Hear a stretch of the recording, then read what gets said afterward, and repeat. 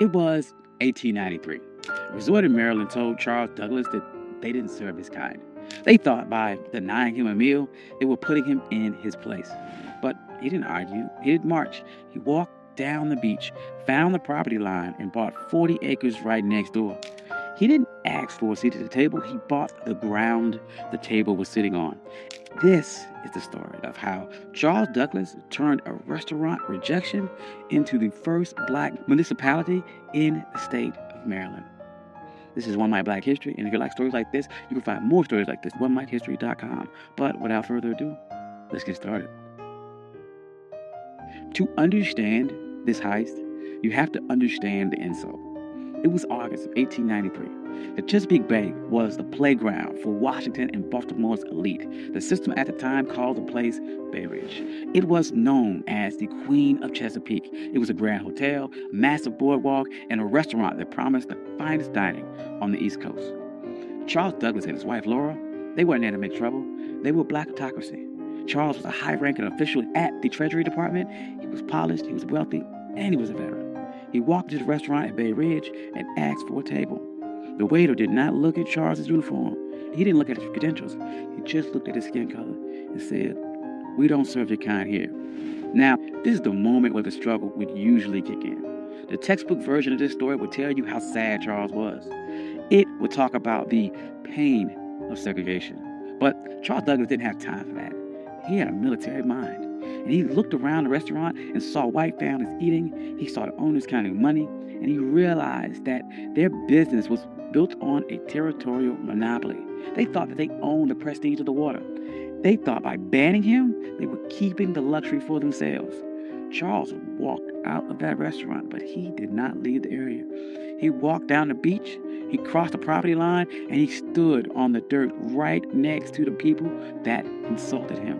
He was looking at a 40-acre tract known as Bashir's Farm. It was rugged, overgrown patch of coastline. To the owners of Bay Ridge, it was a waste of space. To the system, it was unimproved land. But to the Colonel, it was the high ground. Charles Douglas knew something the owners of Bay Ridge didn't. The system is only as strong as its borders. Bay Ridge was a fortress of whiteness, but the walls ended at the property line. If Charles could control the land right next to them, he didn't need their permission to exist. He could create a parallel world that Jim Crow laws of public accommodations could not touch. See, in 1893, separate but equal wasn't even legal doctrine yet. That would not happen for another 3 years with Plessy versus Ferguson. But the private property doctrine was already ironclad. The law of the land said that a man could do whatever he wanted with the dirt that he owned. Charles realized that public space was a trap. If you relied on the public to treat you fairly, you were a beggar. But if you owned the private, you were sovereign. So he went to the owner of the 40-acre farm, a man by the name of Daniel Bashirs. He didn't ask for a favor. He brought money. He offered him $5,000 cash. In 1893, that was an astronomical sum. It was roughly the equivalent of about $175,000 in today's money. But the strategic value was worth millions. Bashirs took the money. He signed a deed. And on that day, the Queen of Chesapeake lost its monopoly. Charles Douglas didn't just buy a farm. He bought the gateway to the bay. He went to the restaurant owners who refused him a sandwich, and he didn't say a word. He just started building. And the first thing Charles did wasn't build a resort for the masses. He built a fortress for his legacy. He built a home for his father, Frederick Douglass. He called it the Twin Oaks. But he didn't just build it anywhere. He positioned the home with military precision. Frederick Douglass had been enslaved on the eastern shore of Maryland. He looked across these same waters as a boy, dreaming of a world where he wasn't property. So Charles Douglas designed Twin Oaks so his father could sit on that property and look directly across the Chesapeake at the very shore where he was once owned. This was psychological warfare. It was a message to the system that if you didn't lose a slave, you lost the entire coastline. Frederick Douglass never got to spend a full summer there because he died in 1895, but the receipt was still filled. The Douglass name was now etched into the land in the deeds of Maryland. But Charles was not done. He knew that one house was an anomaly, but an entire empire is a network. So he began subdividing the land, and he didn't sell it to just anyone. He targeted the sovereign class. He sold lots to black doctors, black lawyers, black engineers, black poets in D.C. and Baltimore.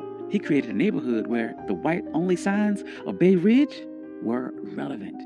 By the turn of the century, Highland Beach wasn't just a place to swim. It was a black think tank. Paul Robeson was there. Langston Hughes was there. W.E.B. Du Bois was there. They weren't protesting segregation. They ignored it.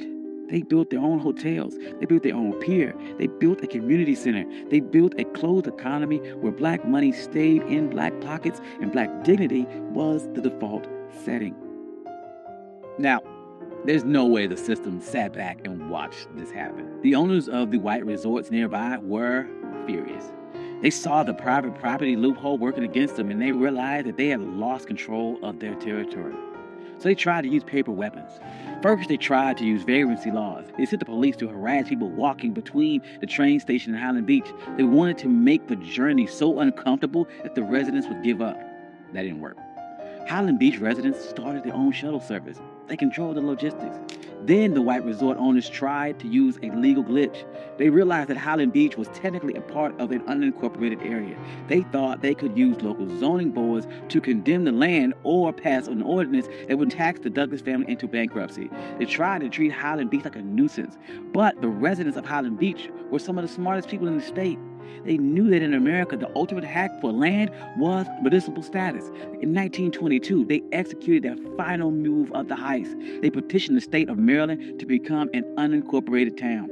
They didn't want to be a neighborhood. They wanted to be government. And they won. Highland Beach became the first black municipality in the history of Maryland. Think about the payoff here. Because they were a town, they had their own mayor, they had their own police department, and they had their own zoning board. When the white resort owners tried to pass laws against them, the people of Highland Beach just passed their own laws to cancel them out. They weren't marching and asking for civil rights. They were exercising their statutory power. By the 40s and 50s, Highland Beach was the summer Apollo. While white Maryland was obsessed with keeping its beaches segregated, Highland Beach was outproducing them culture and social capital. But the winds, they are changing, and the system shifted its strategy. In 1964, the Civil Rights Act passed and the public accommodations were integrated. On paper, this was a victory. But in a world of real estate and sovereignty, it was a Trojan horse. The system realized it could not keep black people out of the water anymore, so it decided to make the land too expensive to keep. This is the new Jim Crow. As white developers realized that coastal property was the ultimate asset, they began using tax assessment and eminent domain and environmental regulations to squeeze black families off their land. In places like Hilton Head and Bruce's Beach in California, the system succeeded. They stole land back using the laws that were supposed to protect landowners. But look at Highland Beach today. It's still there. It survived the rise of developers. It survived the collapse of other resorts. It survived because Charles Douglas didn't build a charity. He built a closed-loop system. The residents of Highland Beach understood that the land wasn't just for lounging. It was for continuity. They passed these down for generations. They created trust. They created a black culture of holding the line. During the Civil Rights Movement, we get caught up about the seat of the lunch counter. But Charles Douglas reminds us that the lunch counter is just a piece of furniture, and that if someone owns the building, they can always find a reason to move the chair or keep you out. The true power is owning the blueprints. Charles Douglas was told his money wasn't good enough for a meal, and he didn't waste a second trying to change that with his mind. He used that energy to change the map. He proved that when the system closes the door, you can't keep knocking till your fists are bloody. You can buy the hallway. You can buy the entire building. You can buy the entire beach. You can buy the ground that it sits on. And today, Highland Beach stands as a reminder that we aren't just laborers in the American story. We are the engineers of our own exit. Thank you. This is One My Black History. I'm your host, Country Boy. If you like stories like this, you can find more stories like this at onemyhistory.com. Hope you enjoyed this. This is something different. I enjoyed this a lot. Trying to do, once again, more stories about agency, about pattern interrupts, people overcome, and how they took a system that was designed to keep you back and beat it and overcame or outsmarted that system. Hope you enjoyed that. I'd like to thank all my day ones. You guys are amazing. Thank you guys all for coming out. Financial contributors. Oh, yes. And if you don't see your name here, please reach out to me. I'll add your name. I'm sorry. I love you all. Peace.